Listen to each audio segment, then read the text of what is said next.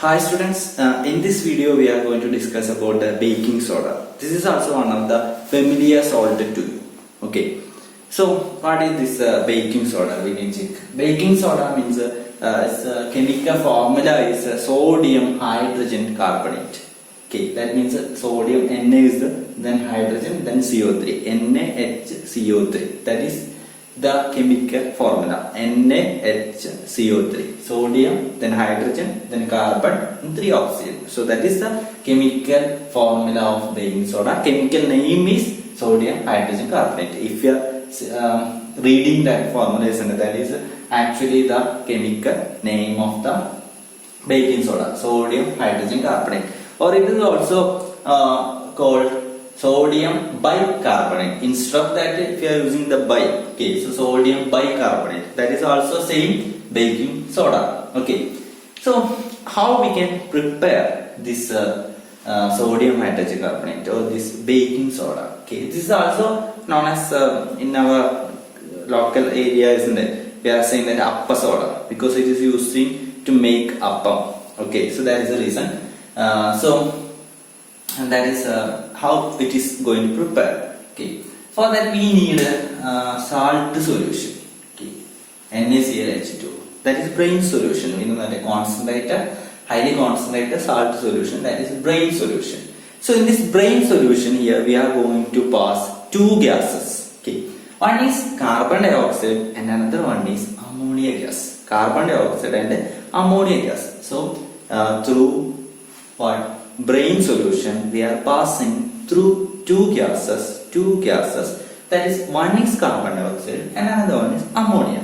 So if you are sending these two passes, or if you are passing these two gases, it will form ammonium chloride, NH4Cl. Ammonium chloride is NH4Cl, and then sodium hydrogen carbonate, that is sodium bicarbonate, or it is baking soda. Clear?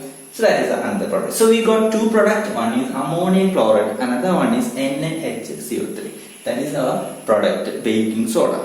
Is it clear? So through brain solution, we are passing two gases. One is carbon dioxide, another one is ammonia. Then it will form ammonium chloride and sodium hydrogen carbonate. Clear? So this is the way it is prepared. Okay.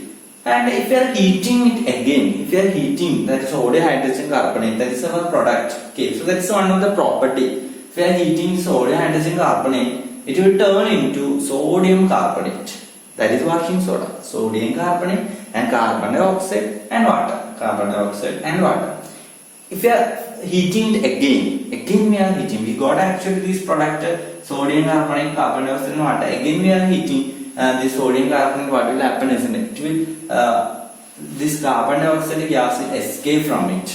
Okay, so this is an example for what decomposition reaction. Okay, or it is an example of energetic or endothermic reaction. We are giving heat, isn't it? So again it is giving heat. So the sodium carbonate is converting to sodium oxide and carbon dioxide. Similar equation we learned already. Calcium carbonate, CaCO3. If you are heating CaCO3, we will get a calcium oxide and carbon dioxide. Calcium oxide and carbon. Similar equation. Sodium carbonate. If you are heating the sodium carbonate again, so that is turned to sodium oxide and carbon dioxide. Okay, clear? So that is the thing. And we want to know some properties.